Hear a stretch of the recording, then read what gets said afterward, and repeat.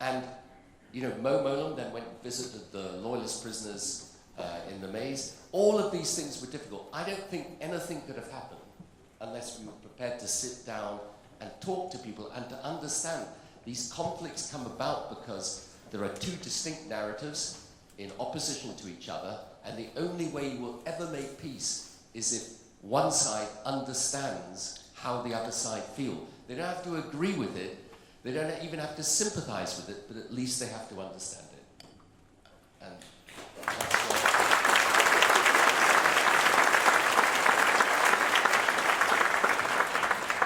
I think that's a lesson that we should all not only hear but repeat to ourselves and others, because clearly you don't make peace with your friends, you don't make peace with people that you already agree with. You have to keep searching for that common ground.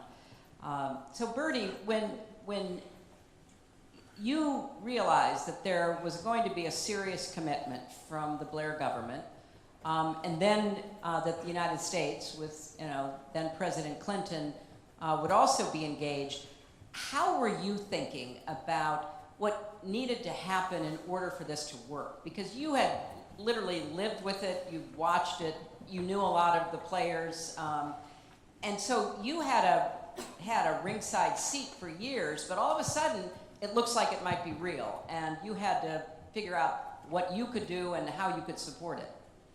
Yeah, we got a few lucky breaks, I must say.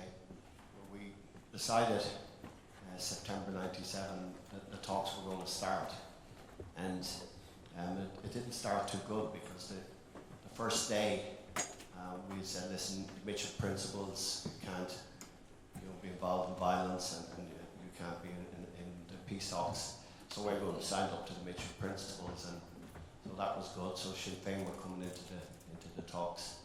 You'll never guess what happened. The DUP walked out, and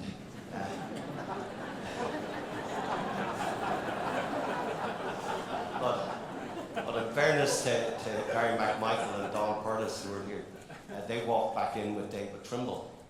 So, and in fairness to David Trimble, that was a brave move, and I think he deserves. David Trimble deserves.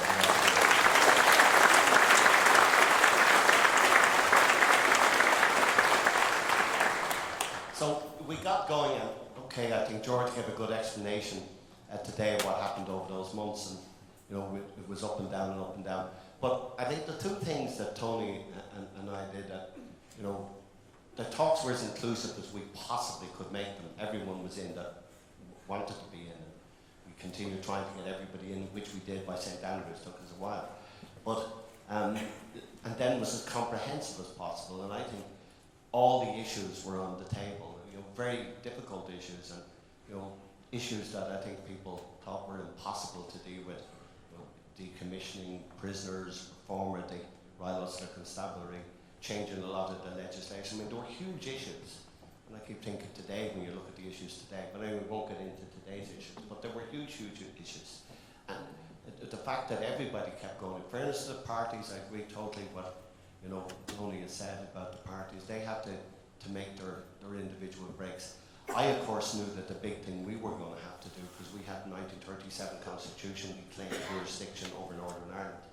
And Articles 2 and 3 were very special, maybe not to me, but my father, who was an old IRA man, and my mother, who loved Tony Blair but didn't like everybody from that end of the world. And so there were difficult choices, but we all had to do something. And I think that was the issue, that everybody, and it took us time. It took over that winter, autumn, winter into the springtime. But everybody knew they had to make tough decisions, and the reality was that everybody did. And I think that was the great thing about it. That people were prepared to say, "Well, we have our bit to do. The governments are doing their bit. The President of the United States is doing his bit, and if we all do it together." Comprehensive, inclusive process, then it's for the betterment of Northern Ireland. And amazingly, that's how it played out.